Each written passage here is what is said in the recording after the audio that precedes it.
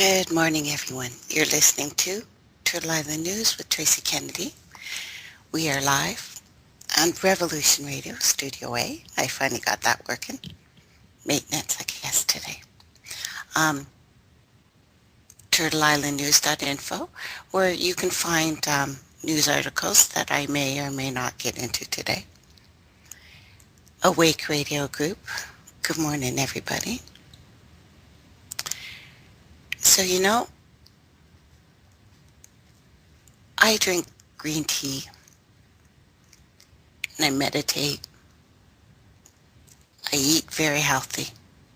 I'm conscious what I'm doing, but I still want to smack some people. I've told you guys that there are over 1,800 billionaires on this planet. Only 18 of them rule this world. 18 people own almost everything. And no, surprisingly enough, Rockefeller does not make the top 18. In my investigations that I have walked you guys through, and believe me, we're going deeper into that, what I'm finding common about this, it kind of goes back to Chris Carter's theory of investigation. Follow the rich white man. We talk about religions and all their many different flavors of it. But the one thing that really surprises me, the one thing that almost no one talks about, is why did one relatively small strip of land start all of them? Christianity, even Buddhism, Hinduism, Jewishness, Islam. One tiny place.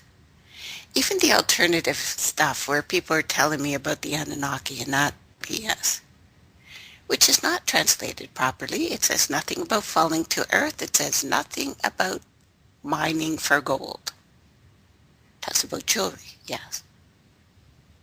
And people just buy this crap, hook, line, and sinker. Australia's PM, that Tony Abbott, just came out saying taxpayers should not be subsidizing people in alternative lifestyle choices. Like, for example, indigenous communities living in remote areas. His remarks, of course, have caused an uproar. But it's what they think. It's how they think. All of this colonial power that has taken over the world after it utterly crippled Europe. And everywhere it spread out like a virus. Beautiful California, where we stand right now in this drought-stricken area, has 1 year of water left. The top scientists are saying. Backup supplies dwindling. Looking forward on a land utterly destroyed. And California has experienced the 4th year of one of the most severe droughts in its history. It has no contingency plan for a persistent drought like this, let alone a 20-plus year mega drought, except apparently staying in emergency mode and praying for rain. In short, they have no paddle to navigate this crisis. None. Specific measures to combat this crisis? There's absolutely no idea. It would require groundwater stability, which is gone now. It is gone. What we're looking at right now is everything we've been told can't happen, And it appears in the sea of world de-dollarization has now been joined by Europe, with Australia and UK already moved in the direction of joining the China-led alliance. France, Germany, Italy have already all agreed to join the development bank as pivot to Asia. Appears to be the planned B for Europe. As Greg Sheridan previously noted, the saga of the China Bank is almost textbook case of a failure of United States policy. Majority of people will blame Obama for this, but apparently you forgot about Bush and his father and the rich white guys before him. The European decisions represent the change of guard, or perhaps the returning of the old guard, as we have said before. The decision by 3 European governments comes after Britain announced last week that it would join the 50 billion Asian Infrastructure Investment Bank, potential rival to Washington-based World Bank. Yes, Washington-based. Via England, of course, as everything does, as everything is. Represents a significant change of the guards. The AIIB, which was formally launched by a Chinese president last year, is one element of a broader Chinese push to create a new financial and economic institution that will increase its international influence. It has become a central issue in the growing contest between China and the U.S. over who will define the economic and trade rules in Asia. This changing of the guards, if you will crush infrastructure. But we shouldn't really be surprised. You know, right now, top scientists are screaming to us about our geological collapse, planet-wide, worldwide. And everything is ready and poised to open the gates of hell. It is why I was talking to you about the Cthulhu, which we will go back into. World War II changed everything.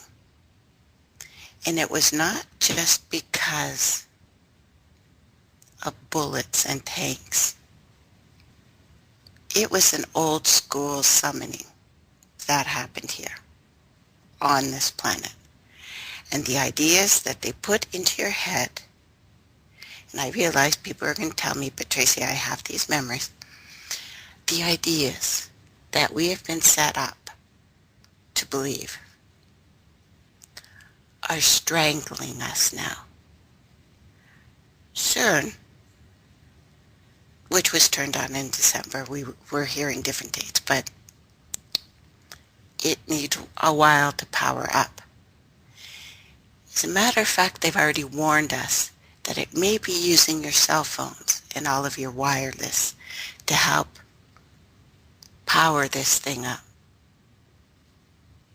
Thank you very much, Sky. I appreciate that. Of course, it's okay. Oh, hey, got some good news. I'm increasing my internet service. Tomorrow I'm going to be working on that so I can broadcast my shows to other stations too. So that should be good. Anyway, CERN. In the science that only insanity could bring, developing detail of different things that you will see all over the web about this, and you can go to my page and go in depth. This large demonic collider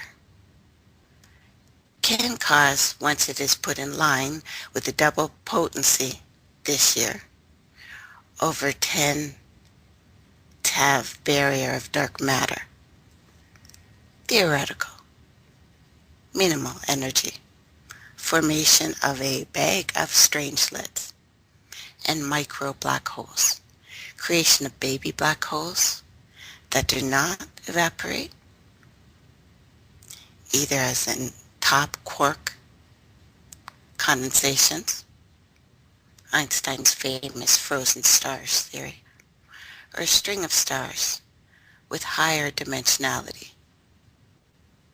Einstein, whose theories, and we know where he came from, knew that if they split the atom, they were going to potentially rain down hell on us. They did that. Know that some of our cloud formations out there are not because of HAARP, not because of the chemtrails, but because of the splitting of atoms, which have opened portals in our magnetosphere, which you can also look on my page and see the new alignment of satellites to watch our magnetosphere, which CERN is tapping into and leaving us open. Strangelets, lumps of strange quarks, shown to be very common in the universe, as all pulsars seem to be frozen. Strange, if you like stars. And both types of those frozen stars will be made at CERN between 2015 and 2020. Collisions. Finally, the magnetic field of this collider, the strongest on planet Earth, will cause disturbances in our magnetic field. This is why they're watching it, causing earthquakes. The sun is very quiet. Yes, we got an X flare, but that's nothing. It's nothing. Even the sun is quieting down and watching this mess. We know these things cause earthquakes and have increased until record numbers now, but similar to those of World War II during the carpet bombing, Pacific seismic ring of fire, since the machine was put in line. Any of these three scenarios should have deterred CERN and its financial backers. You would think. Three fundamental threats of massive damage to the Earth should follow this totalitarian principle of physics and science which we have been spoon-fed, which is certainty of the laws of nature is based. Everything not forbidden is compulsory now, meaning everything that might happen must happen. It is known as the 13th monkey principle. Do you have any idea what they're planning to do? Because you don't know the half of it. In the fall of this year, CERN will begin colliding groups of 70 million lead hadrons at 287 TeV, unpacking millions of quarks in each collision. Those quarks will be the first accelerated at light speed, acquiring relative mass, becoming heavier, strange quarks. The substance of strange quarks, gluton, basically soup, called a strangelet. The strange liquid has the potential to become stable and start an Ice 9 Big Bang sort of reaction. If that happens, that effectively transfers the Earth into a pulsar, And while CERN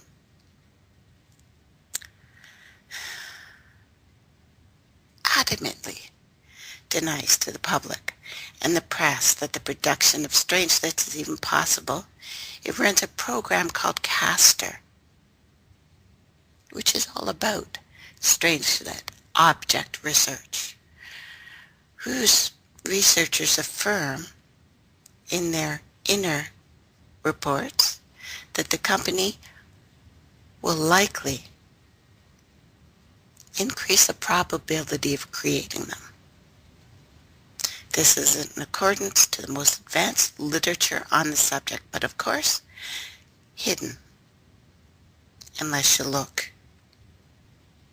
The collider is a basic tool of particle physics.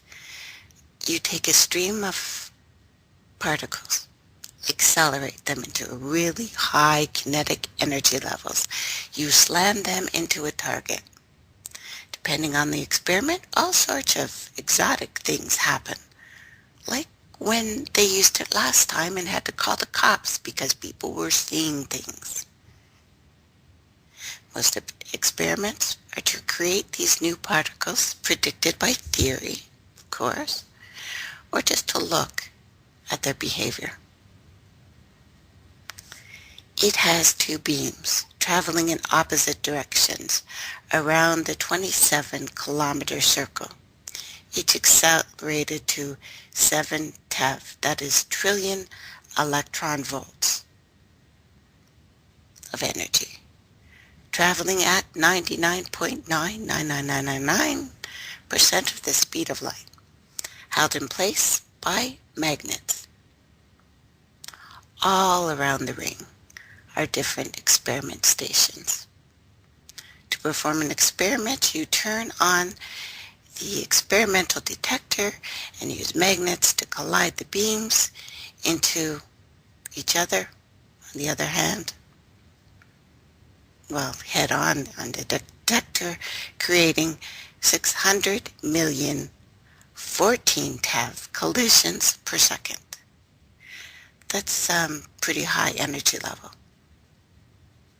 They expect to learn all kinds of new and exotic things.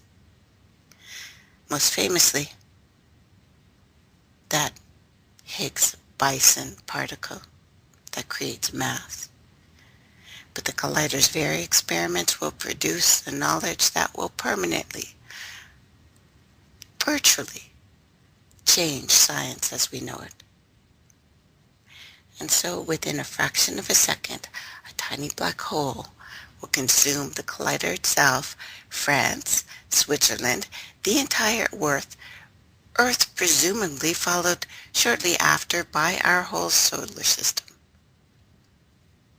which they say could happen. But let's try it anyway. I hate Indians. They are beastly people with a beastly religion. The famines were their own fault for breeding like rabbits. That's Winston Churchill. That's no different than the crap we're hearing out of the governments now. The British, who had ruthlessly pursued an economic agenda when it came to operating anywhere they went, but India, significantly, that did not include empathy. Under a British Raj, India suffered countless famines.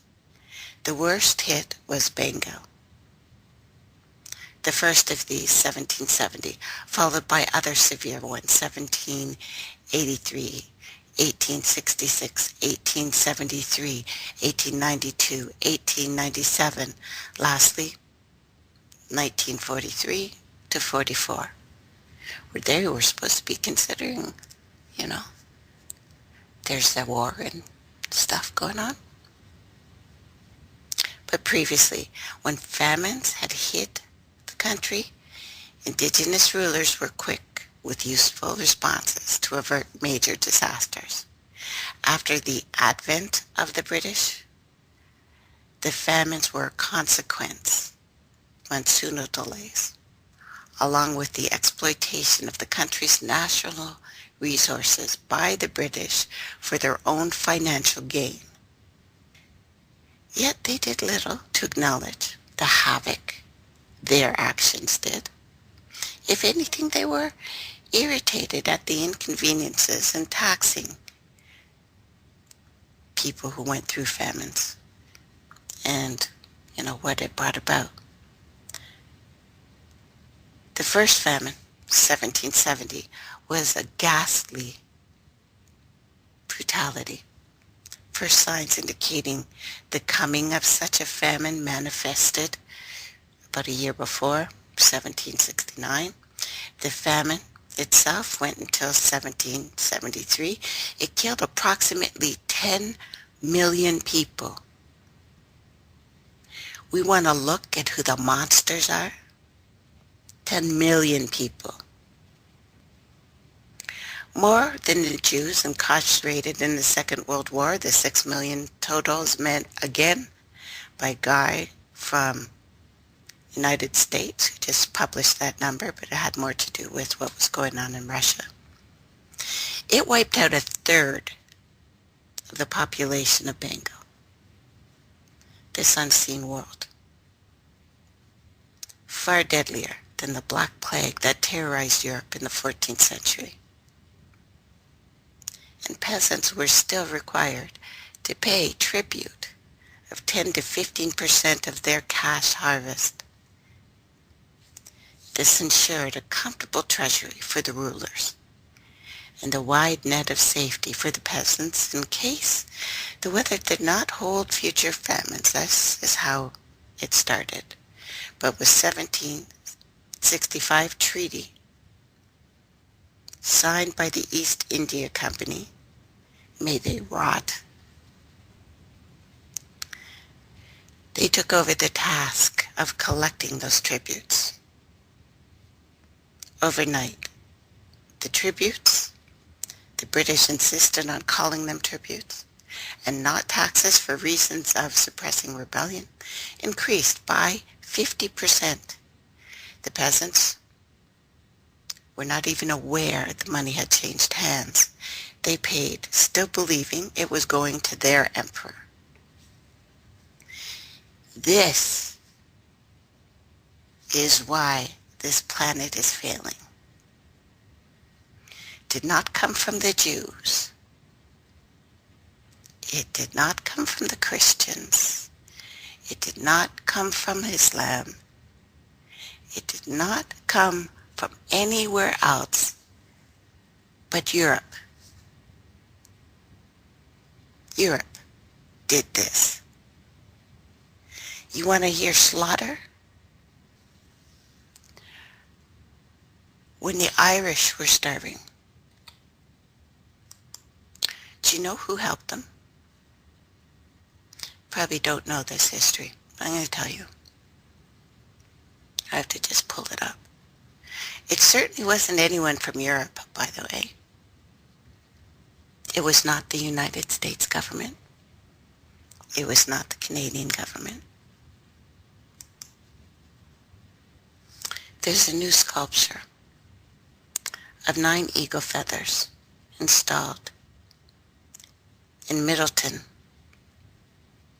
Cork, thanks to the Chickasaw Indians for their kindness, support during the Great Irish Famine. Despite the oppression faced by the Choctaws, in the years preceding the famine, on hearing the plight and the hunger of the Irish people, 1847, they raised money to send to the Irish people and to ease their suffering.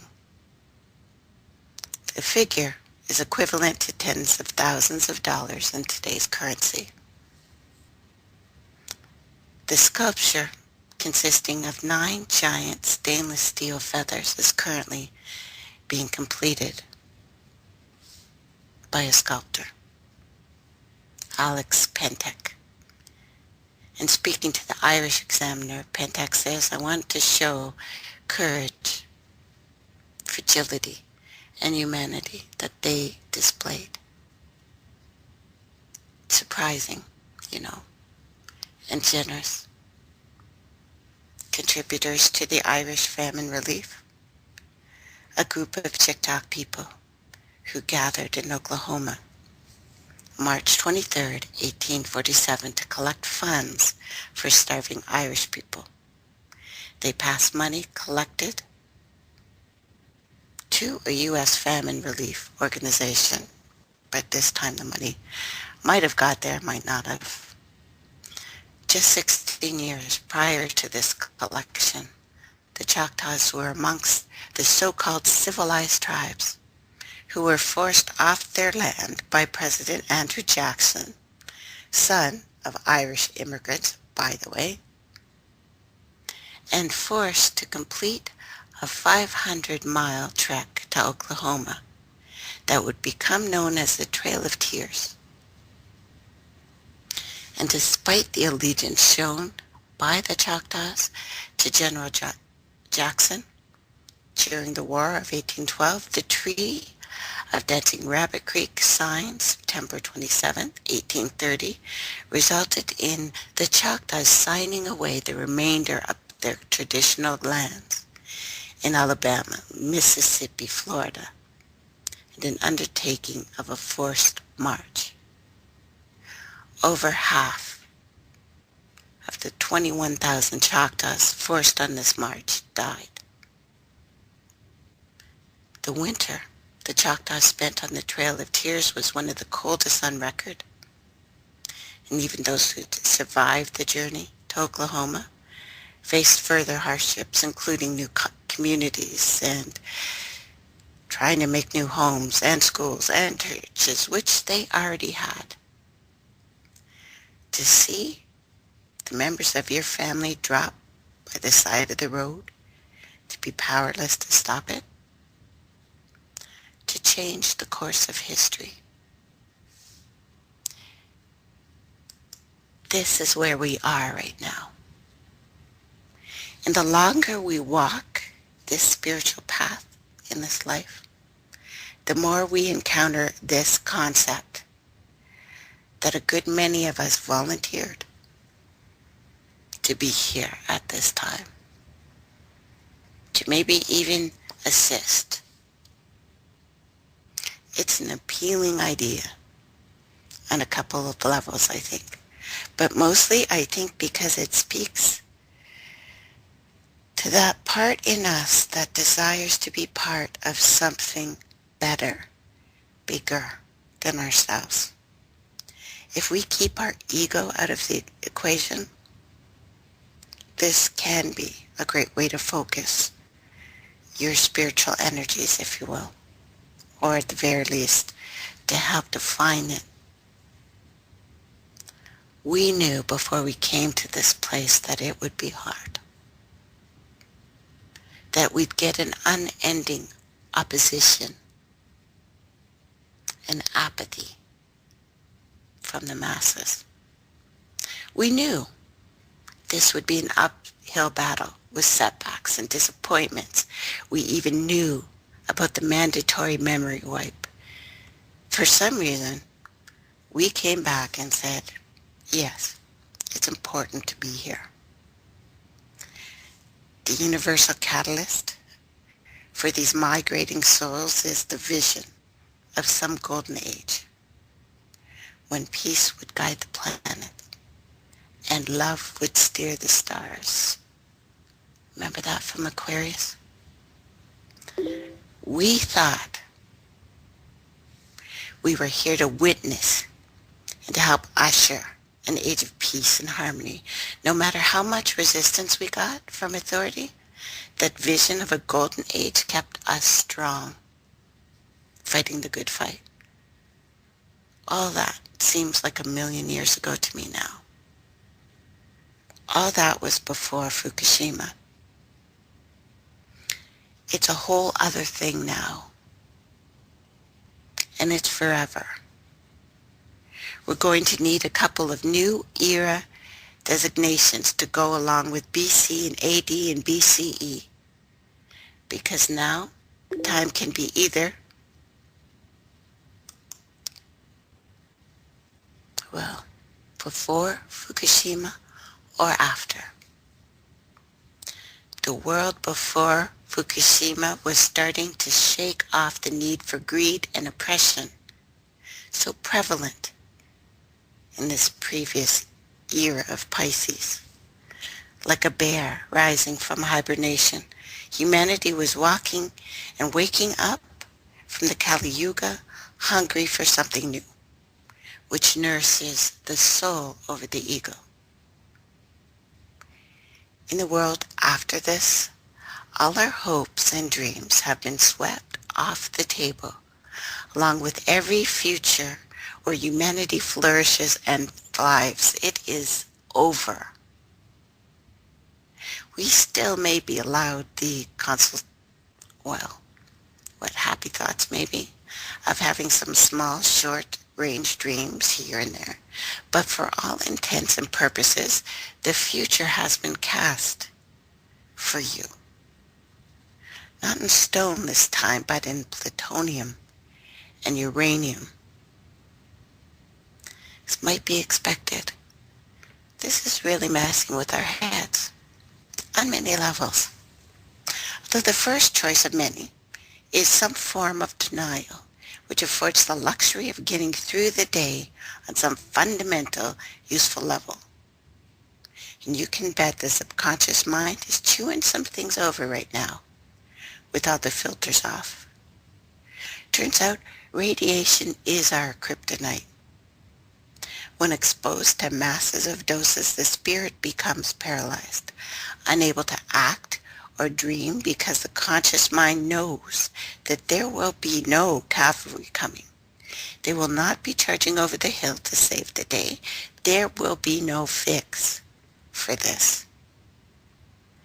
Now, it won't happen immediately, but we begin to unconsciously assimilate the ramifications of Fukushima upon ourselves and our progeny. The futures of our children and grandchildren had to be waiting for them. That has been stolen and replaced with the stuff of nightmares. What do we do with that?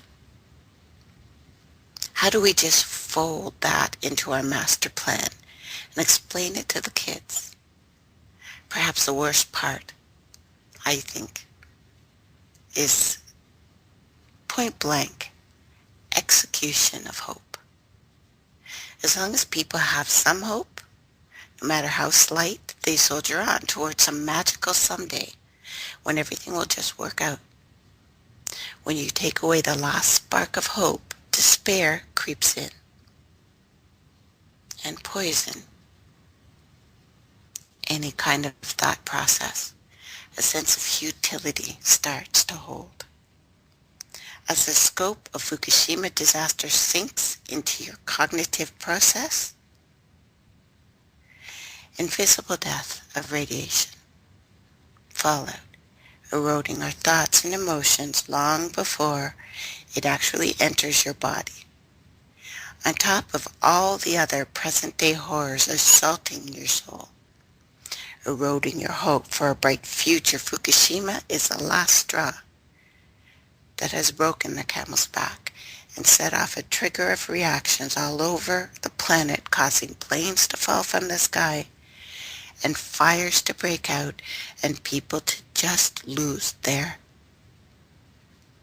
marbles. I almost said a bad word. And against such overwhelming and total finality, our minds aren't equipped to cope with this. There is no direction home. We are lost in a whirlwind.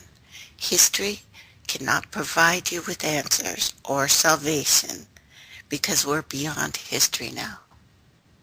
This has never happened before, and there are no guarantees that more reactors won't fail in the exact same way.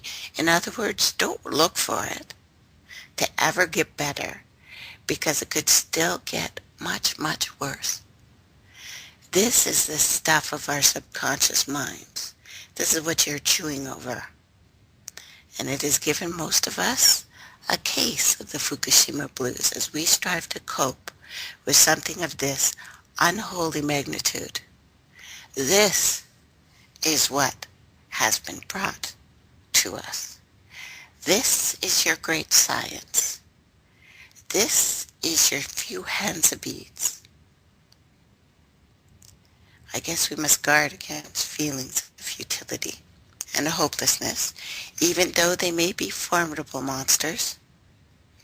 The Matrix would love nothing better for all of us to just steal in the grip of hopelessness. First step, acknowledge to yourself that we now live in a fundamentally different world than before Fukushima. The second, readjust your picture of reality to accommodate that fact. Not promise, not preference, not speculation here. The Pacific is dying. Easier said than done. Believe me, I know this. With these mental updates in place, I think the next step is then to reassess long-range plans, goals, dreams accordingly. When we were first programmed to value possessions and status, let us now deny that programming in favor of, prioritizing people and relationships over profits and prestige, the only religion to crawl out of Europe. Profit, the Ferengi. This is where they came from. After they were done with you, they came for us. 18 people, not families. 18 guys own this planet. 18. If the state of the human condition and the dark future ahead have you feeling there's nothing left to live for, then live for something else that was right here all along. There is no house, there is no car, there is no possession more valuable than human interaction. And it's always been that way. Pity takes something like this for us to even think about it. The Fukushima blues has left children of the Aquarius age feeling godsmacked in stunned confusion, shattered delusions, large and small. How exactly does this fit into your grand scheme of things? I don't get it. I'm struggling to understand all of this radioactive contamination of the human food chain. How does that affect your spiritual evolution? Or does it derail the process? Or is it somehow critical to point or to and part of our evolution? Did they know this? And since the foreseeable future is anything but bright, I suggest taking all those pieces of shattered dreams and mystic crystal revelations and reshaping that energy into something that makes today a little better for someone else. You have to do something that makes sense for you, and at the same time acts like a vote for the future. Me? Well, as long as it fires my passion and gets me involved into my own life, in touch with those I love, that's what's more important than ever now. We don't have to defeat the Matrix anymore. All we got to do is quit feeding it. Stop supporting it with your time and your purchase power.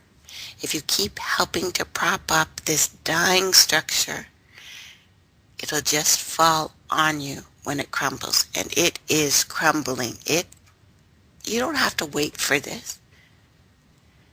Better to quietly back away now. Reinvest your energy towards those that matter to you. The world ran flat out of easy answers 4 years ago.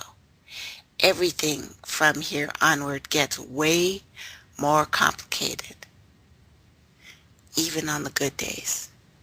Don't look for society for help or answers because it's already upside down and backwards, while our leaders all resemble spoiled brat schoolchildren.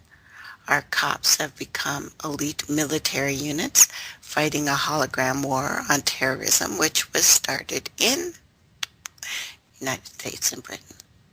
Soldiers trained to carry out directives with violence, while policemen traditionally diffused problems. Conflict resolution, that's over now. When you dress your cops like commandos, it blurs the line between the two. And tragedies like Ferguson, ongoing, are a predictable event. This society, this great Western culture, has always been about this moment, right here, right now.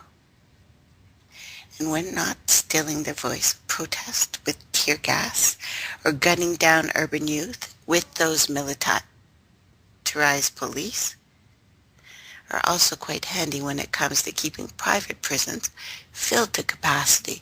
And since 1980, California has built 23 prisons, hired 1,400 prison guards, but fired 500 teachers. Not exactly the Aquarian age we were promised. That got hijacked, derailed, and overshadowed. Giving up? No, I'm not looking at that as an option either. Yet the insurmountable scope of Fukushima paradigm causes many to think in that direction out of desperation. And the simple truth is that we only have a small amount of information on which to base our decisions. This can be good and bad at the same time. It's a real catch-22 because we don't have all the information. Quite literally, anything can and will happen. 13th monkey. So to give up with so much unknown seems, I guess, rash. In California, they don't have to wonder or guess. They know Fukushima is there. They know this from the horrendous number of dead marine mammals washing up on the beaches, disappearance of sea life up and down the Pacific coast. If we needed any more notches on that misery index, California is down to 1 year or less than an inch of topsoil and no water. But thankfully they have a lot of wine still. I have a feeling that's going to come in handy. And being an earth steward and child of this mother, my heart is saddened beyond description over what is happening and what will come. Knowing grandchildren will inherit the legacy of what we have allowed to happen here. My soul rages, knowing it could have all been prevented. And it didn't have to happen. My heart weeps over the death of the Pacific Ocean, knowing it presages the coming horrors. My mind rolls over data like balls.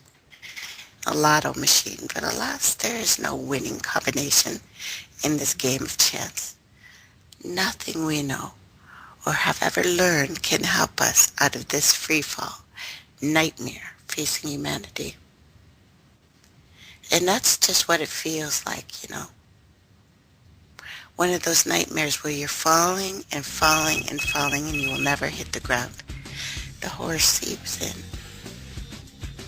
Once you remember that we're not sleeping and this is real. You're listening to Turtle Island News with Tracey Kennedy, and I will be right back. Welcome back, everyone. You're listening to Turtle Island News with Tracey Kennedy. As I'm watching the world fall to its knees and you've brought your own death towards you. The police in Ferguson have arrested a 20-year-old Jeffrey Williams in connection to the shooting of two law enforcement officers during the early hours of March 12th. The officers went down in front of police headquarters during a demonstration celebrating the resignation of Chief Thomas Jackson. Mass protests, civil disobedience, rebellions have been taking place in Ferguson and other parts of the United States since August 9th of last year, when an 18-year-old, Michael Brown, was gunned down by a police officer. And despite a St. Louis County grand jury investigation and a probe by federal government, Wilson, who resigned, as well as from the police department, has not changed or been charged with any criminal offense. Chief Jackson stepped down in the wake of scathing Department of Justice report that documented systematic racial profiling and collision targeting majority of African American populations in Ferguson and other suburbs in Lewis County. Activists have demanded the removal of Jackson along with the mayor of the city. The crowd was thinned. Early hours, March 12th, shots rang out from a distance, hitting two officers. Local organizers in Ferguson have rejected the association between their work and the incident. Although the police spokesman said the officers were lucky to have not been killed, the injuries were not life-threatening. Both were treated and released a few hours after. Now police are conducting raids. Residents in Ferguson say that the police have conducted heavy-handed raids in search of suspects in the shooting of the officers. Winamp. It really whips the llama's ass. What the hell is that? Oh. I have been invaded. As far as I know, Winamp is not whipping my ass at the moment. Everything else is, but not Winamp. Anyway, this will not stop, guys. It will not stop because this is the America everyone sees. Monday, United Nations formally criticized the United States government for the treatment of children, especially the ones they have in jail. UN representatives pointed out that the United States is the only country in the world that will sentence a child to life in prison without the possibility of parole. This is your country. A vast majority of states have taken note of the international rights requirements regarding life imprisonment of a child. So they've taken note. I feel great. Life sentences, or sentences of extreme length, not done anywhere else in the world except there, in this filth. And I'm sorry, I look at it as filthy. It is disgusting what's happening in the United States. It is disgusting what's happening all over this planet right now because of greed. And I still get daily emails about Tracey. No, my religion is so much different. You don't understand my people. I understand you freaking people.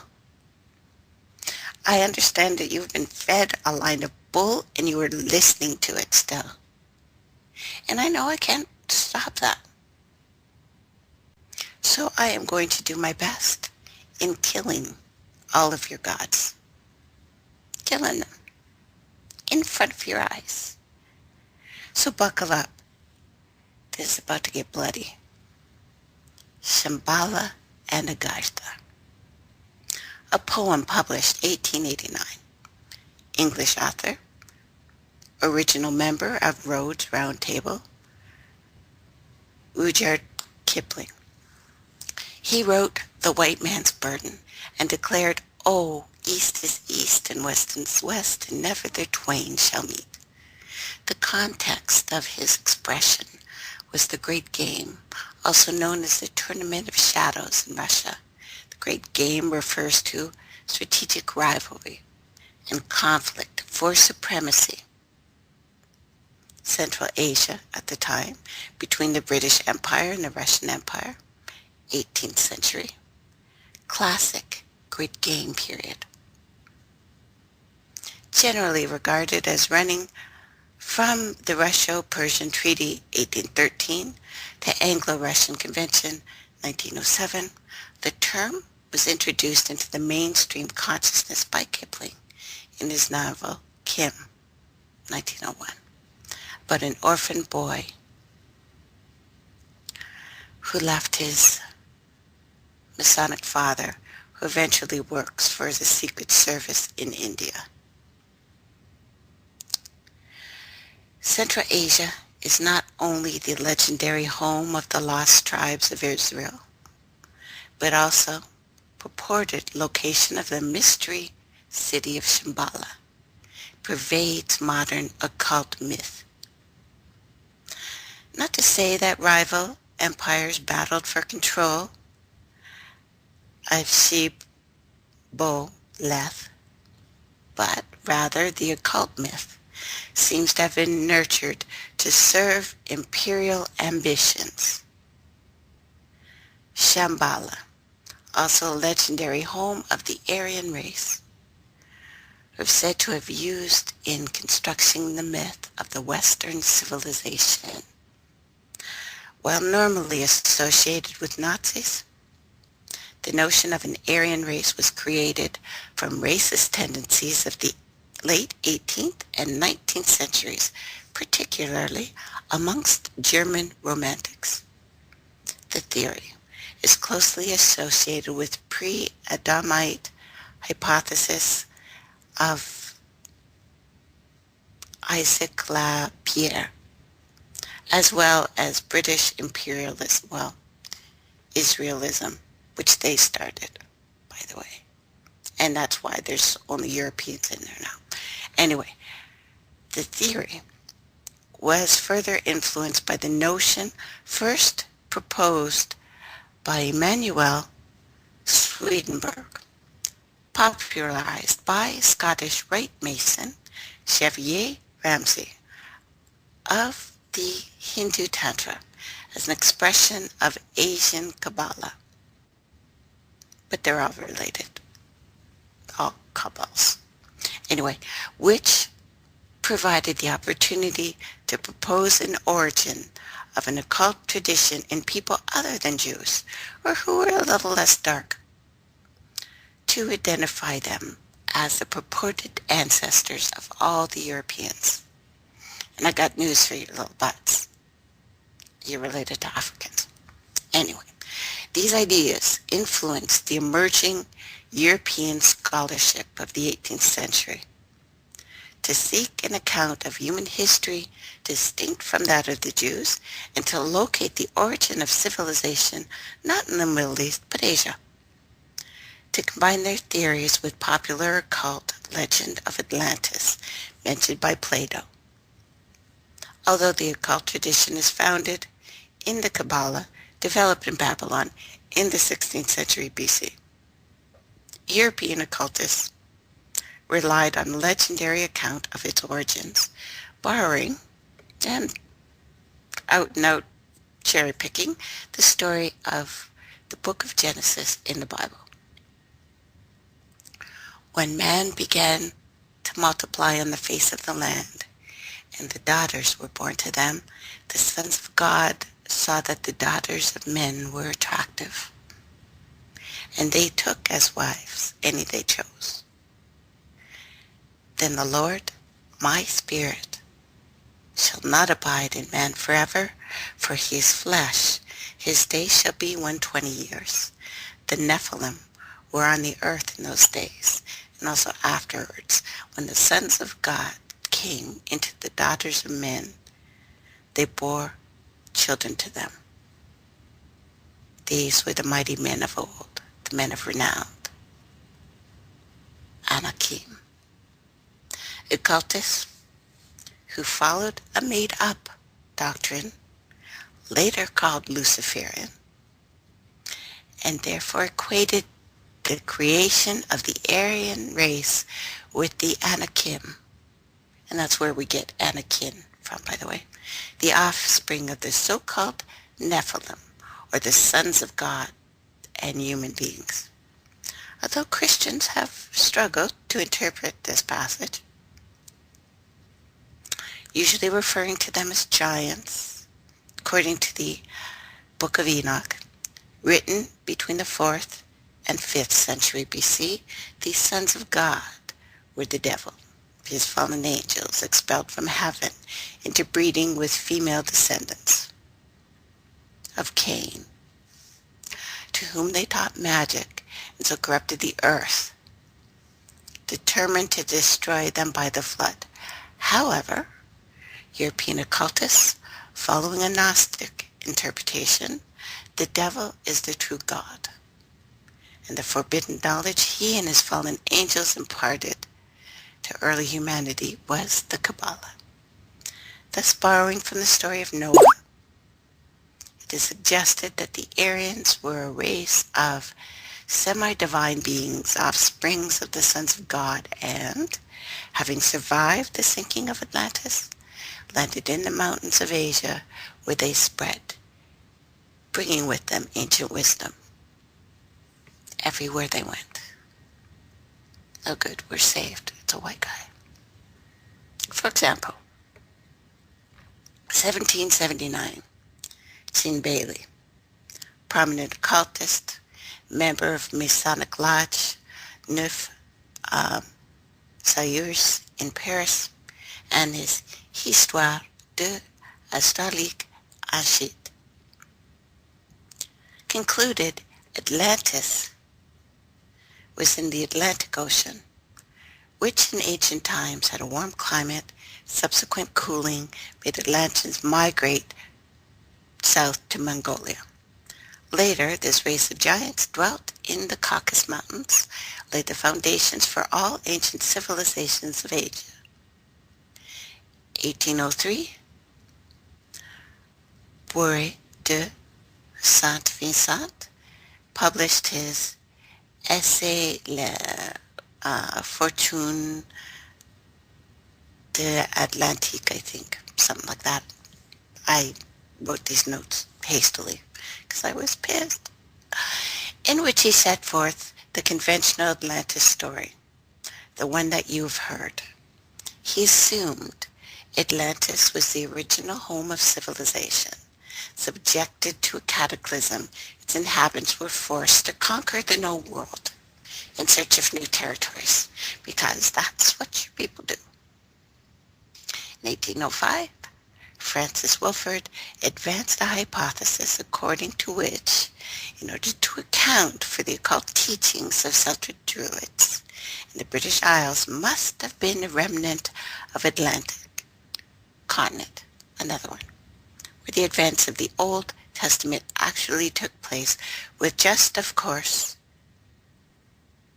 our melanin resistant brothers and sisters. Anyway,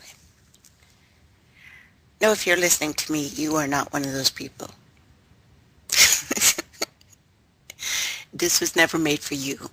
It's just after they enslaved you and sent you out there and said, see, you're better than those brown people, you would feel a little bit better about yourselves. Anyway, when the affinity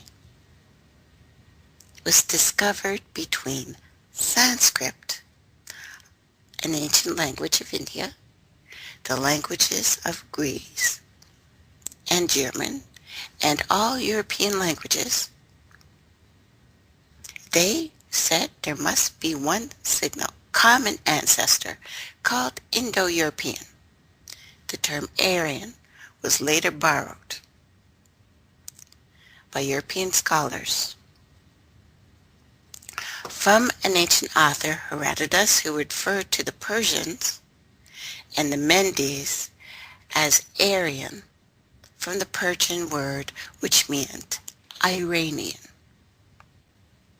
Iranian. These Mendes were called an ancient people known as Aryan, Iranian. See? When Medea, the Cochin, came to them from Athens, they changed their name. Such an account is what they give themselves. Therefore, while it is intended to refer specifically to Europeans as a race, which is not true, separate and somehow exalted amongst yourselves, also not true, we're brothers and sisters, and often, of course, in opposition to anything Semite, which they've tried to kill because they put Europeans down there. So the notion of an Aryan race connected to the legend of the lost tribes of Israel, according to the Bible, who were dispersed amongst Mendes, Central Asia. These connections were just asserted by British Israelites who wanted to push themselves away from the original heritage of the Jews, which is black. They exercise a broad influence in the realm of academia. British Israelism, sectarian religious movement, regarded the Anglo-Saxon people as the descendants of the lost tribe of Israel. And although it originated 19th century England, it has its roots millennia of the 7th century. And such as people of John Sadler, British Member of Parliament, Private Secretary to Oliver Cromwell, also a member of the Hartlib Center, Circle, I guess, member and friend to Ben Israel, later Messiah. Sandler produced one of the founding documents of British Israelism, The Rights of the Kingdom, 1649, which proposed that the Anglo-Saxons were descended from northern Israel, and that the Jews from 2 tribes in southern kingdom of Judah. Reuniting all Israel was a prerequisite of the last days, required that the lost tribes of Israel should regain and join the descendants of the Jews in the Holy Land. Theorists of any ancient Aryan origin in Europe,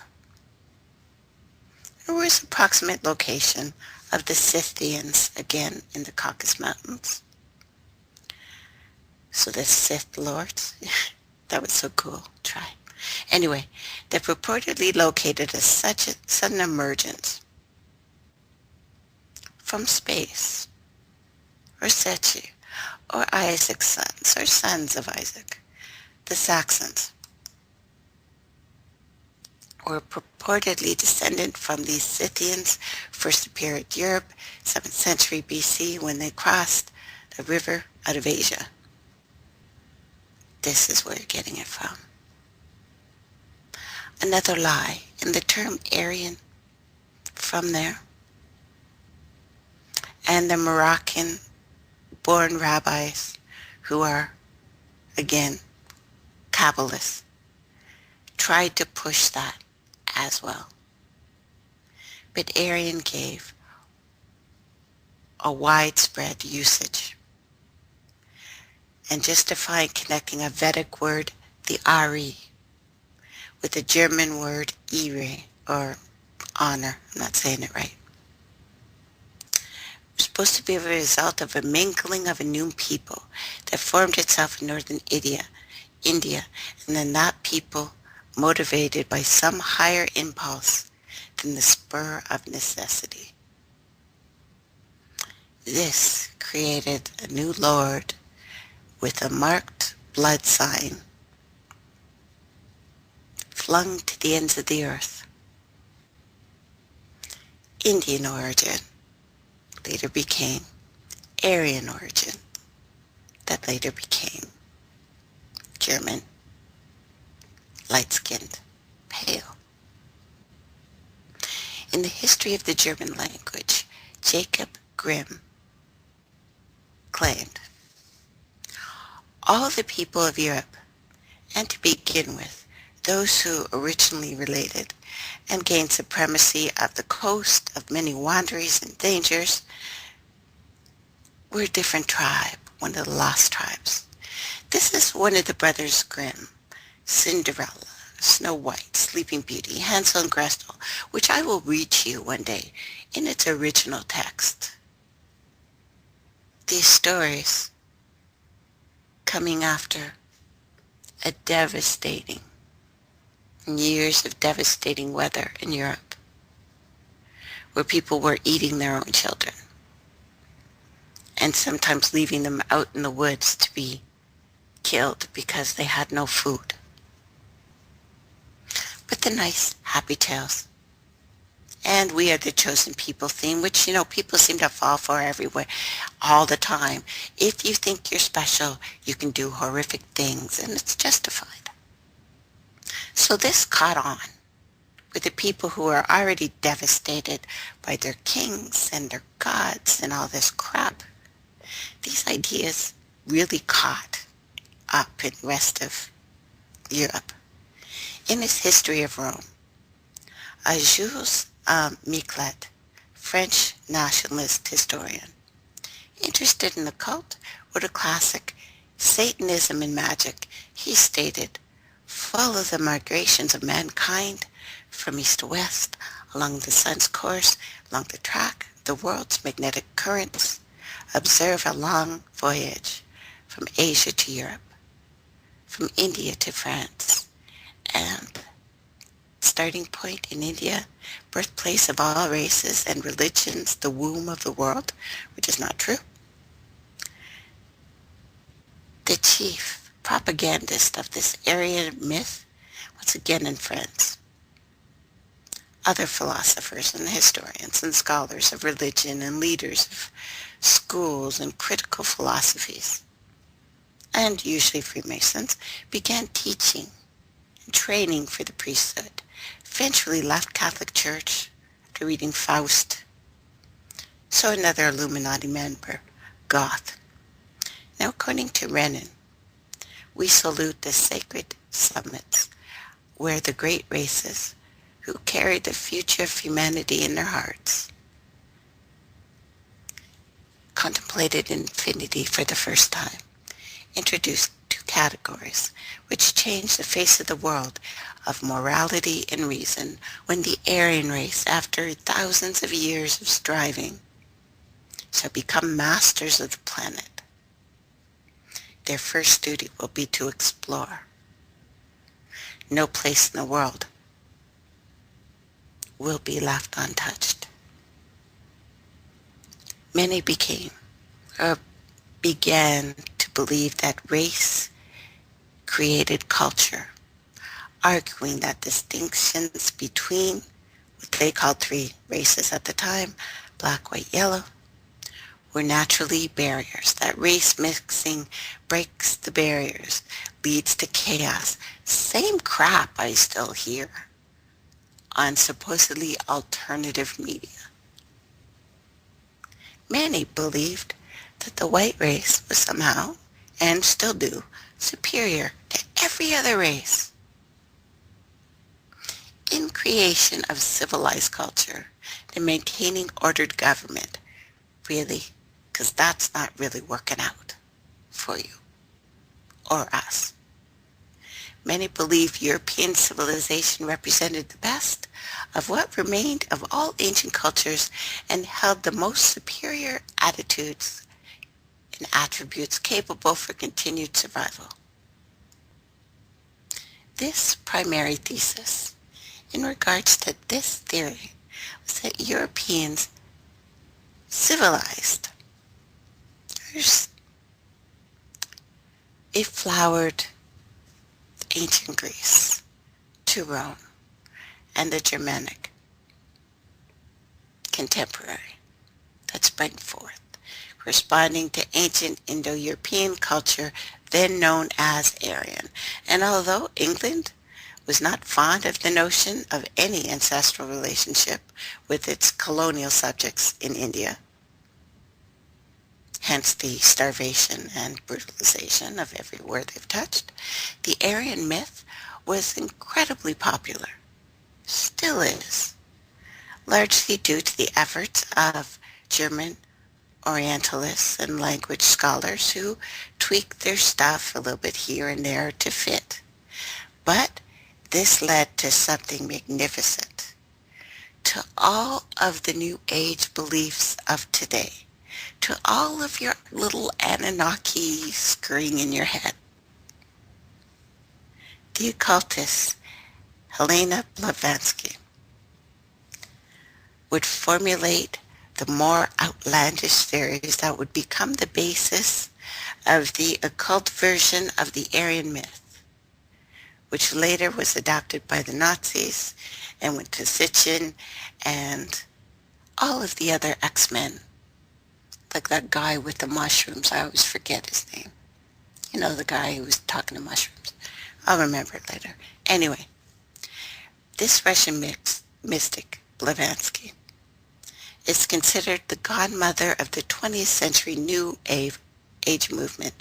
Blavatsky, born in the Ukraine to Russian nobility, endowed with extrasensory powers, she traveled the world in search of occult teachings, spent many years in the Indian subcontinent, stoned out of her face by the looks of it, and after writing monumental works, Isis unveiled the secret document considered the Bibles of Freemasonry.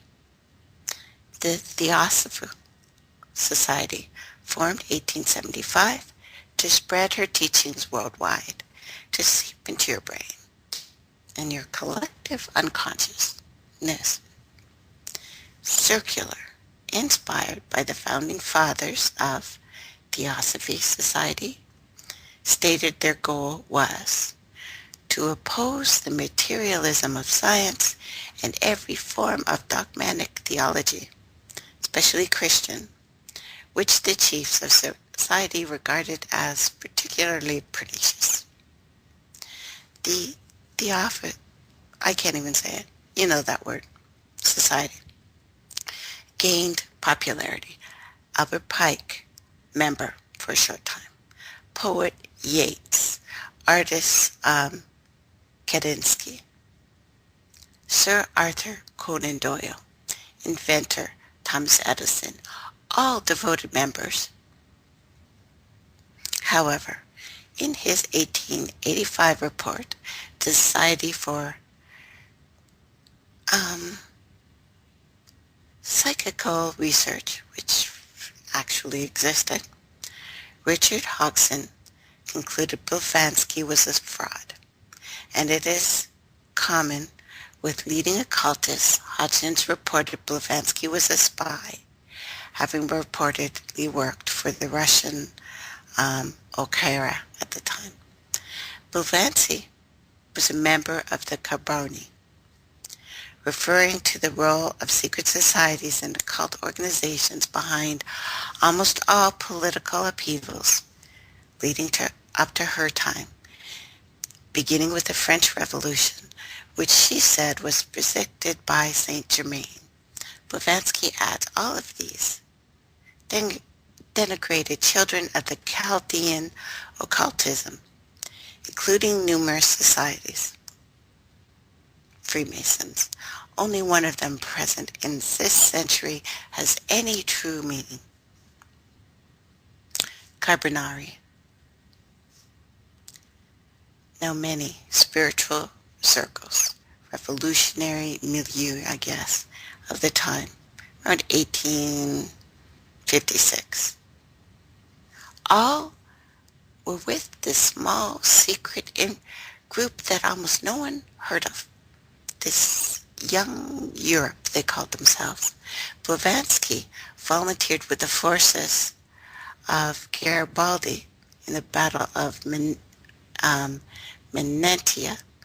1867, during which she claims to have received 2 bullet wounds. Don't know that. But we do know that Garibaldi was at the time the Grand Master of the Italian Grand Orient Freemason. 1867 to 1870, Blavatsky studied Tibetan Buddhism with Indian masters, purportedly at a monastery in Tibet. She encountered this Buddhism at a time when Europe's scholarship was in its infancy, and she did much to awaken the interest in the subject, though through confused version of her teaching. 1871, she arrived in Cairo, where she founded a new spiritualist society studying at mental phenomenon.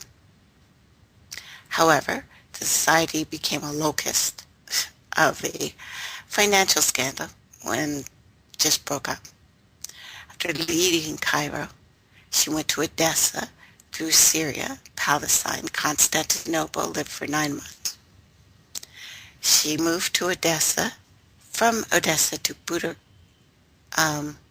Bucharest, to Paris, to the USA, where she met a Colonel Henry Steele Olcott, and had been part of a commission to investigate the assassination of Abraham Lincoln, and which he founded that new Theosophical Society. It was among the leading proponents of a period in the 18th century known as the Occult Revival. It represented a reaction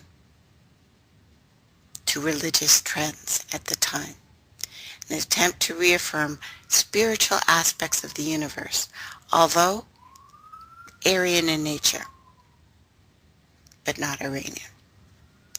The interests of this occult revival confused spiritualism with spiritism.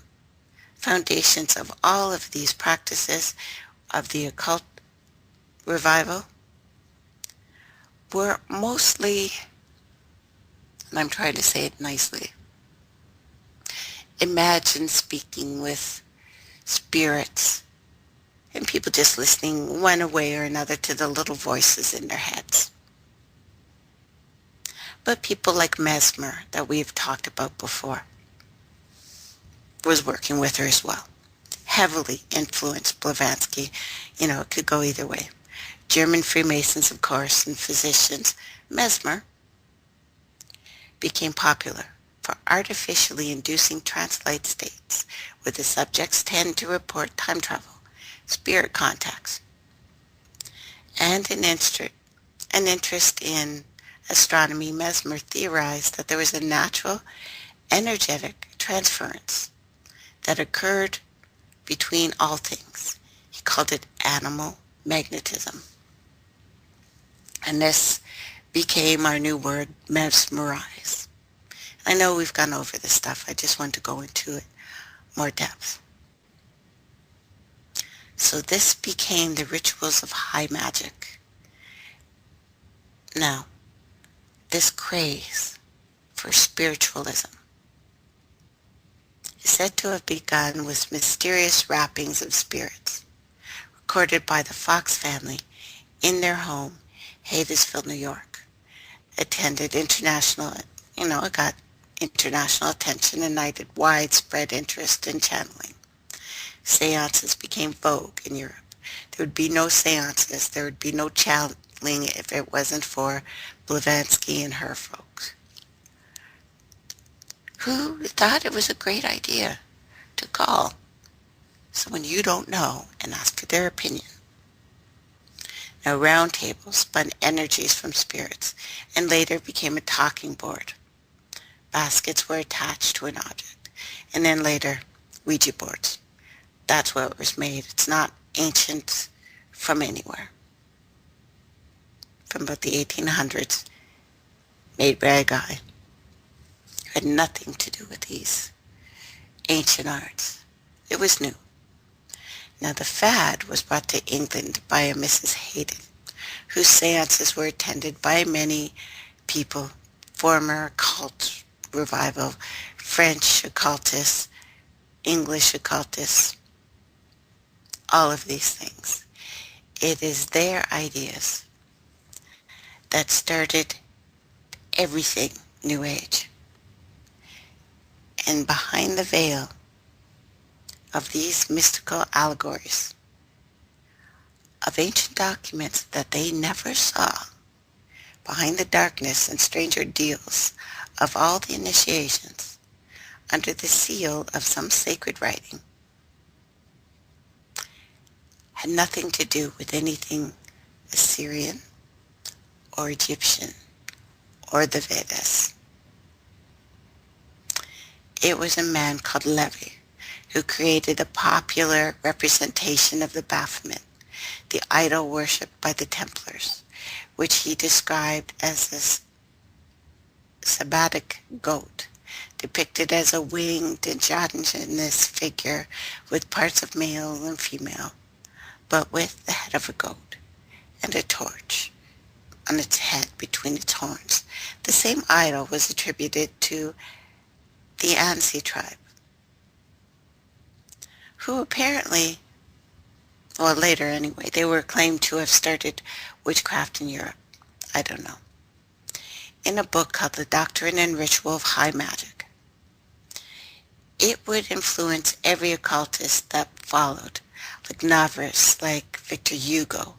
Levi is believed to have proven affinity of his ideas in London, 1850s.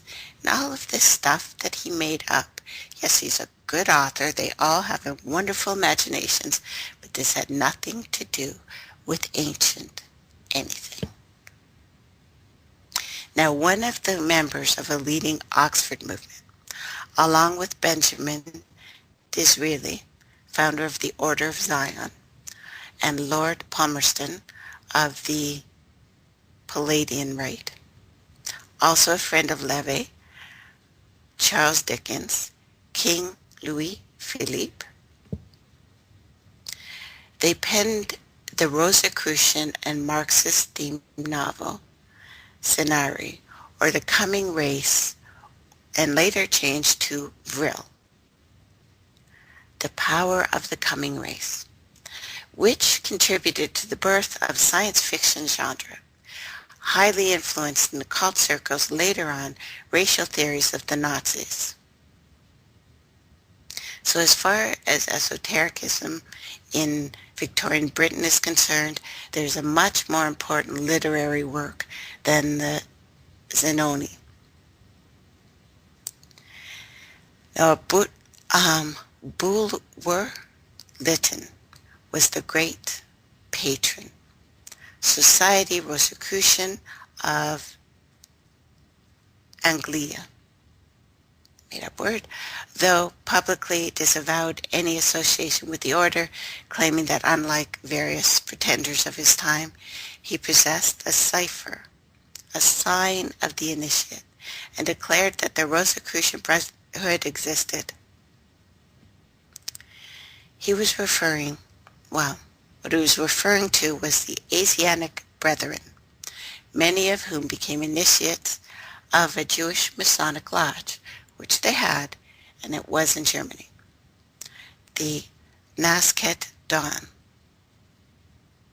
And this is Frankfurt again.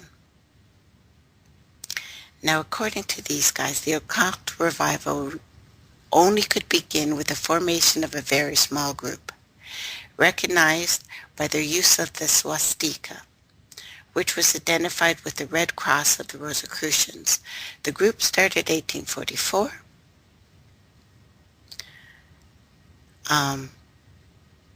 Bulwer Lytton's friend and an English astrologer, Richard James Morrison, along with Major Francis George Iron, a veteran of the Great Game and the Indian Northwest Frontier, and Kenneth Mackenzie, also founder of something called the SRIA, best known for his Royal Messianic Cleopedia, I don't know, it kind of sounds like a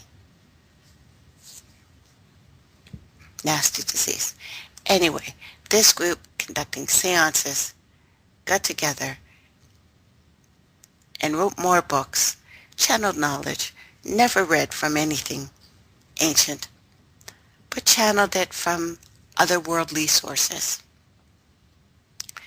These books all take bits and pieces of pagan mythology, ancient mysteries, Gnosticism, Hermeticism, ancient lore of Renaissance scholars, the Rosicrucians, and all other secret societies.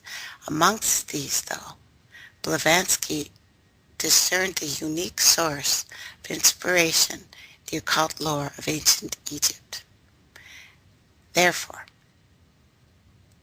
the Canaanite story of the Eastern mystics, that the founding legend of the Golden and Rosy Cross, the Asiatic Brethren, the Scottish Rite Freemasonry, the Egyptian Freemasonry, served as a basis for all the international network of Freemasons and spies that Blavatsky was part of, and aimed for a reestablishment and maintenance and connections in Middle East occultists who were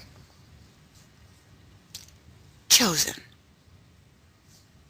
All their careers intersected with British activities in the Middle East and India. All of it. In these works of Masters Revealed, all seems to reference people who write, I lived with whirling dervishes and druids of Mount Lebanon, and the Bedouin Arabs, and the Sufis of Damascus, and yet she never did. She made up these stories. They're all the myth that people want me to read, and I will read to you. But an acknowledgement for this pervasive influence of occultism that was made up must be suggested that the 12th century was profoundly shaped.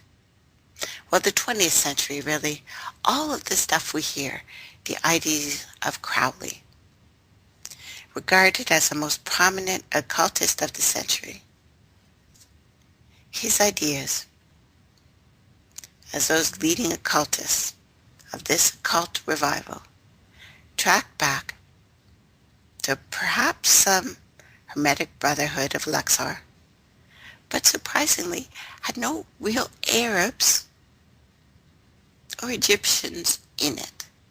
So it all goes back, even the Egyptian Freemasonry, the Brethren of Sincerity, the ancient teachings of Hermeticism had nothing to do with the ancient writings. Nothing. Nothing, nothing, nothing.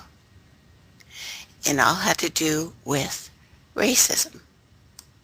All had to do with making an idea, thinking that people would grow up eventually and throw away their ideas that, yes, we may have been wrong about European culture by giving them another thing to believe in. Their descendancy from Atlantis. Blavatsky's masters were actually real people.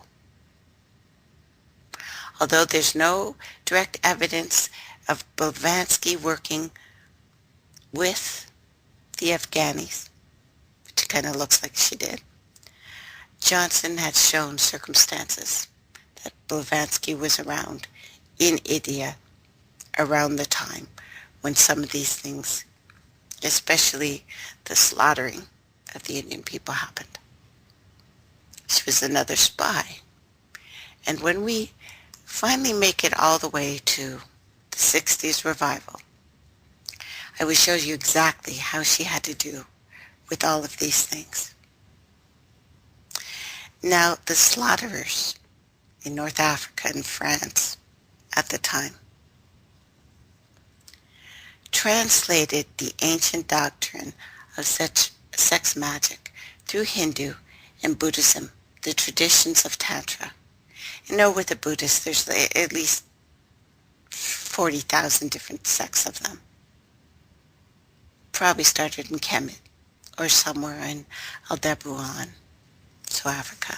But anyway, Tantra, adopted in the West through filters of this occult tradition, was really a left-hand Tantra.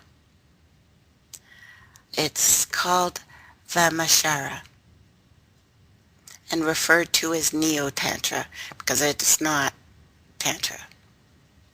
In Tantra, Shiva is the serpent, the male principle which lies dormant at the base of the spine. The goal of the practitioner is to awaken the Shiva, which results in the rise of potential energy. This is the Kundalini once again, envisioned as the coiled sleeping serpent.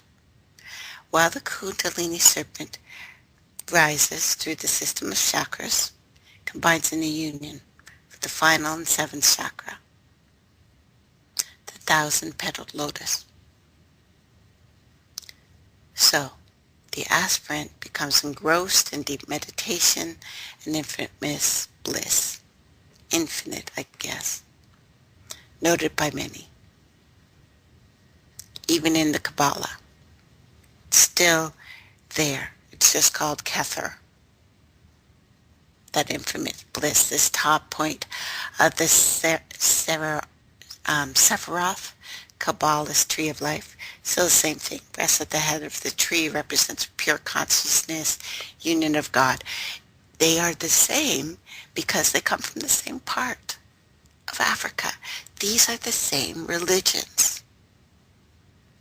And the interest in Tantra,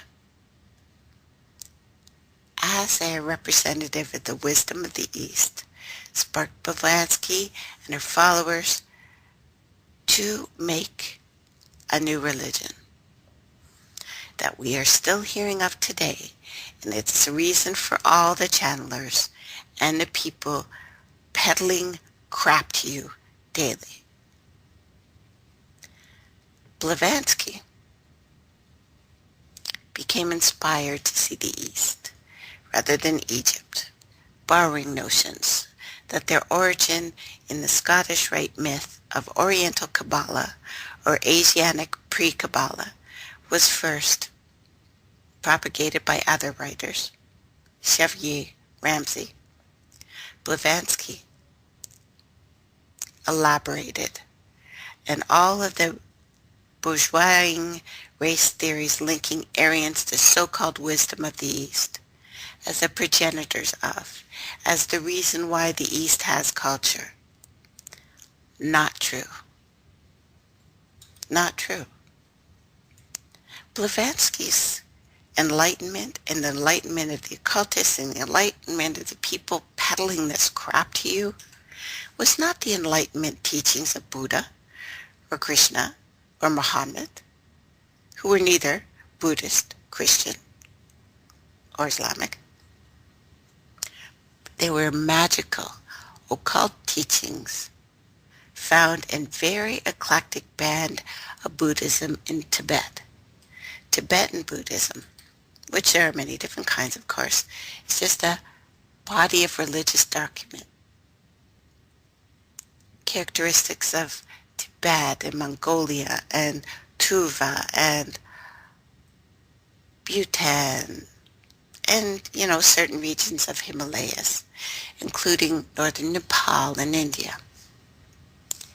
This pantheon, demigods and demons, part of a complex cosmology, which again the occultists of today grabbed from her, and she just cherry-picked the people she wanted you to know about. Superstitious, highly ritualized set of beliefs that evolved from the anagram of Buddhism, Hinduism, Tantra, pre-Buddhist, shamanistic region of Bon, which I've talked to you about. Bon became an unorthodox form of Buddhism that arose in Tibet. Now, Tibetan Buddhism teaches methods for achieving Buddhahood more quickly, where there are physical practices of sexual yoga, and it's considered necessary at the highest level for attainment. But the influences of many different elements of Hindu Tantra and many other things crept in. And these new tantric cults of Buddhism introduced mantra, mudra, mandala, along with other tantric practices. These things came later. The Kala chakra, developed 10th century, is furthest removed from earliest Buddhism traditions, incorporates ideas of a messiah and astrology that are not present anywhere else in Buddhist literature. In the Tibetan Buddhist tradition, it is claimed that the historical Buddha taught Tantra, but since these were secret teachings, they were transmitted from guru to disciple, generally written down long after his teachings, like most other things. These ideas, starting in the 60s sex revolution, or at least tried to incorporate that with drugs, highest magical teachings were known as unclean substances, are employed, involving consumption of 5 types of meat, including flesh. These 5 nectars are blood, semen, menses. I know it's gross. Numerous ritual objects used in ceremonies made from corpses, bowls from human skulls, trumpets made of leg bones, necklace pieces. The higher and the secret higher initiations of the Kali Chakra Tantra, sexual magical rites take place, the aim of which is to transform sexuality into worldly and spiritual power. This is what came to the States. Rituals involving young children, girls, 5, 6, 7, 8, and many as 10 women at a time.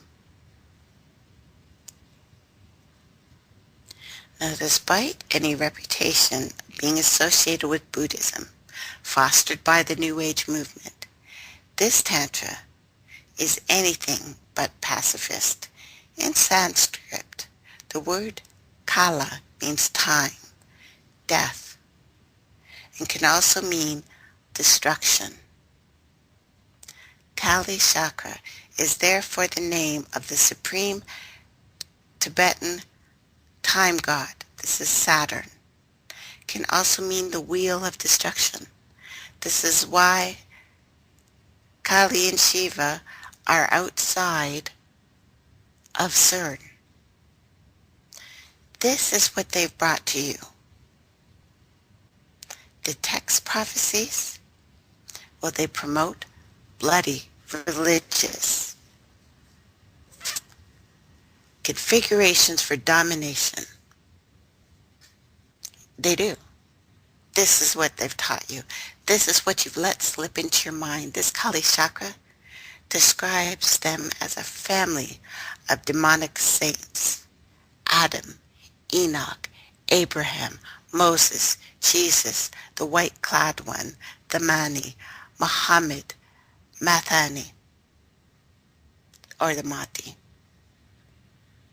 So they're not fond of you either. And we'll continue this on Thursday. You've been listening to Live in the News with Tracey Kennedy. Join me on Thursday. I'm going to kill more of your guys.